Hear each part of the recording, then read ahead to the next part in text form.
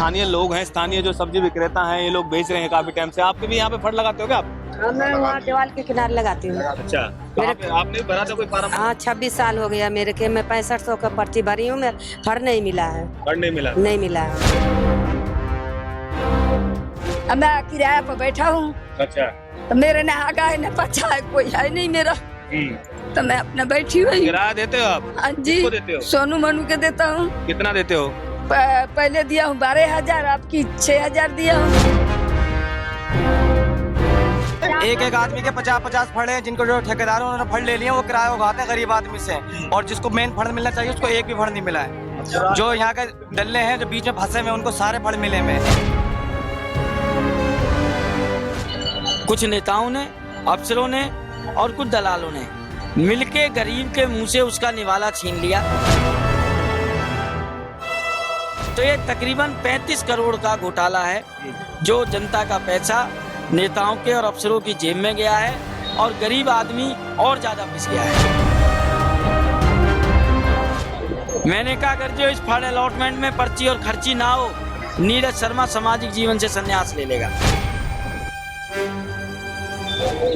फरीदाबाद की सबसे बड़ी सब्जी मंडी कही जाने वाली डबुआ मंडी में इस समय हम खड़े हुए हैं और लगातार नियमों को ताक पर रखकर जो है वो यहाँ पे लगभग 704 जो है वो फड़ दिए गए हैं। मैं आपको दिखा देता हूँ किस तरीके के हालात जो है यहाँ पे फंड अलॉट हो चुके हैं, लेकिन इसके बावजूद भी जो है वो किस तरीके के हालात हैं आप देख सकते हैं। लोगों में कहीं ना कहीं लगातार जो है वो एक रोष दिखाई दे रहा है कि नियमों को ताक पर रखकर इन फंडों की अलॉटमेंट हुई थी और क्या कुछ पूरा मामला था। लगातार विधायक जो है, कांग्रेस के विधायक नीरज शर्मा एनआईटी से, वो इसकी आवाज भी जो है वो उठा चुके हैं विधानसभा में। आज यहाँ पहुंचे हुए हैं, क्या कुछ पूरा मामला उन्हीं से जानते हैं। विधायक जी, क्या मामला है, ये फंडों का क्या चल रहा है?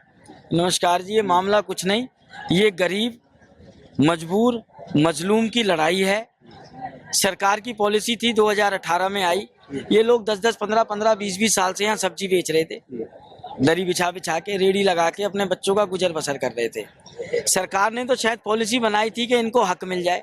कोई 20 साल से मंडी में है, कोई 50 साल से है, कोई 15 साल से है, और डेली इनसे उगाड़ी होती थी छोटी मोटी। परंतु इस डबुआ सब्जी मंडी में कुछ नेताओं ने, अफसरों ने और कुछ दलालों ने मिलके गरीब के मुंह से उसका निवाला छीन लिया, और जो योग्य आदमी थे एक को भी फंड अलॉट नहीं हुआ। उनको अलॉट हुआ तो भी एक लेडीज आरोप लगा रही थी कि मैंने 5 लाख रुपए दे के फंड लिया है। या राम का फंड था, शाम को अलॉट हो गया। और जो बेचारे मालिक थे, पहले किसी को किराया नहीं दे रहे थे, कोई 10,000 किराया दे रहा है, कोई 15,000 किराया दे रहा है। गरीब के ऊपर एक एक्स्ट्रा बोझ बना दिया गया। तीसरा, ये C नंबर शेड है, 13 मार्च की डेट है, आज तक अभी तक यहाँ पर कुछ काम नहीं हुआ। यहाँ पर भी फंड अलॉट कर दिए गए। तो ये तकरीबन 35 करोड़ का घोटाला है, जो जनता का पैसा नेताओं के और अफसरों की जेब में गया है और गरीब आदमी और ज्यादा पिस गया है। लेकिन मनोहर सरकार तो कहती है कि बिल्कुल पारदर्शिता सरकार है और कोई भी पर्ची खर्ची यहाँ पे नहीं चलती, लेकिन इसके बावजूद भी इस तरीके के आरोप लग रहे हैं। मैंने सदन में बड़े जिम्मेदारी से कहा था और आपसे भी कह रहा हूँ माइक पे, मैंने कहा अगर जो इस फंड अलॉटमेंट में पर्ची और खर्ची ना हो, नीरज शर्मा सामाजिक जीवन से संन्यास ले लेगा। सबूत है मेरे पास, एसडीएम भड़कल की रिपोर्ट है, ऑडियो रिकॉर्डिंग है, उसमें लिखा हुआ है इन फंडों की अलॉटमेंट रद्द हुई है। आप मुझे बता दो, 4 बजे अलॉटमेंट चालू हुई है, 7 बजे खत्म हो गई। 180 मिनट में 704 फंड कैसे अलॉट हो सकते हैं? कल फंडों की अलॉटमेंट होनी है। आज 6:07 पे मेल जा रही है सरकारी दफ्तरों में कि जी कल आप कमेटी के मेंबर के रूप में भेज देना।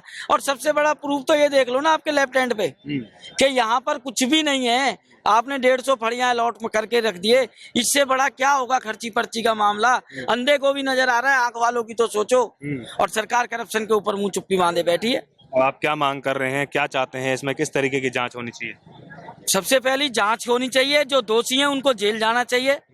120 भी के पर्चे दर्ज हों, 420 के पर्चे दर्ज हों। गरीबों की हाय लग रही है।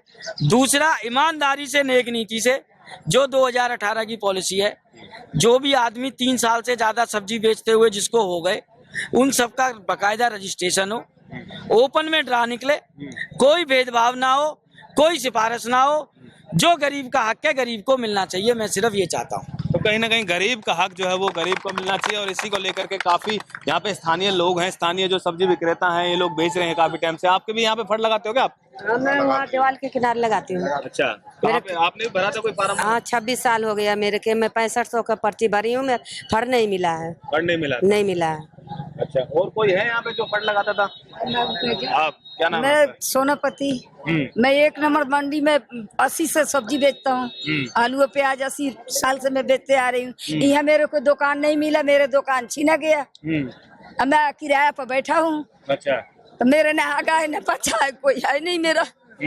तो मैं अपना बैठी हुई हूँ। किराया देते हो आप? हाँ जी, किसको देते हो? सोनू मनु के देता हूँ। कितना देते हो? पहले दिया हूँ 12,000, आपकी 6,000 दिया हूँ। अच्छा, तो उसकी कोई पर्ची वर्ची मिलती है नहीं, मेरे को नहीं देता कोई भी, कुछ भी कुछ भी नहीं दिया है। मैं झूठ किसके बोल दूंगी, जब देता है नहीं दिया है। आपका क्या नाम है जी? क्या नाम है आपका? हमारा नाम रिंकी गुप्ता है जी। इनकी जी क्या मामला था, आप बताइए थोड़ा सा। मामला जी उस टाइम फेयर अलॉटमेंट हो रहा था, बगैर पैसे के किसी का नाम लिया ही नहीं जा रहा था। तो हम लोग पैसे दे रहे थे, देना पड़ गया। पैसे नहीं था तब भी हमने ब्याज पे लाके दिए थे पैसे। कितने पैसे दिए थे? 5 लाख रुपए दिए थे जी। 2 फड़ का हमने 5 लाख रुपए दिए। अच्छा, 2 फड़ का 5 लाख? हाँ जी, 2 फड़ का? हाँ जी, 5 लाख रुपए दे दो। फड़ मिली थी उसके बाद? फड़ मिली थी जी, एक उधर गटर के किनारे मिली जो कोई जाता भी नहीं, कोई लगाता भी नहीं, और एक इधर मिला जिसमें लोग मुतते हैं जाके। अच्छा, और इसका किराया भी जमा हो रहा था जी। किराया? हाँ, लोग बोले स्टेयर लगे हुए में, हमें बताइए कि किराया जमा होती है क्या? 3,000 रुपये लगेगा किराया बोला। जिसको मिला है और जिसको नहीं मिला वो तो 6,000 जैसे पा रहा, अपना रोटी पाल रहा है। तो जो किराया लेते हैं उसकी पर्ची वर्ची कुछ नहीं मिलती? पर्ची मिल रही है। और नहीं लगी होती है पर्ची? और नहीं लगी होती? नहीं जी। एक एक आदमी के 50-50 फड़ हैं, जिनको जो ठेकेदार हैं उन्होंने फड़ ले लिए, वो किराया उगाते हैं गरीब आदमी से। और जिसको मेन फंड मिलना चाहिए उसको एक भी फंड नहीं मिला है। जो यहाँ के डल्ले हैं जो बीच में फंसे हुए उनको सारे फंड मिले हुए। अलाउटमेंट देखना, जिसके फंड देखेंगे ना आपको सोनू मोनू जितने भी सबके फंड मिलेंगे। गरीब आदमी का एक भी फंड नहीं मिलेगा। वही फंड का किराया इकट्ठा करते हैं, एक महीने का 3-3 4-4 लाख रुपए इकट्ठा होता है, और किसी को फंड नहीं मिलता है। न किराया किसी का फंड देंगे, जो पुराने हैं उनको एक भी फंड नहीं मिला अभी तक। तो कहीं ना कहीं जिस तरीके से भारतीय जनता पार्टी की सरकार कहती है पर्ची और खर्ची उनकी सरकार में नहीं चलती, लेकिन जो जमीनी हकीकत हम देखने के लिए यहाँ पे पहुंचे हैं तो साफ तौर से कुछ और ही जमीनी हकीकत दिखाई दी, क्योंकि इन लोगों का साफ तौर से आरोप है कि सरकार की तरफ से ये फर्जी तरीके से, यानी कि कहीं ना कहीं बहुत मोटी धांधली जो है वो इस फंड अलॉटमेंट के अंदर की गई थी। और इसी को लेकर के विधानसभा में भी जो है वो एनआईटी के विधायक नीरज शर्मा ने ये मुद्दा उठाया, और वो चाहते हैं कि इस पूरे मामले की उच्च स्तरीय जांच होनी चाहिए और दूध का दूध और पानी का पानी होना चाहिए, ताकि इन गरीब लोगों को, हालांकि आज भी ये गरीब लोग जो है वो तमाम इसी तरीके से यहाँ पे रेडी लगाने को मजबूर है और किराया देने के लिए मजबूर है। तो कहीं ना कहीं ये बहुत बड़ा जो घोटाला है वो घोटाला सामने आ रहा है, और अगर इसकी जांच जो है वो सही तरीके से की गई तो इस पूरे मामले का दूध से दूध और पानी का पानी हो सकता है। फरीदाबाद से अनिल राठी, पंजाब केसरी टीवी।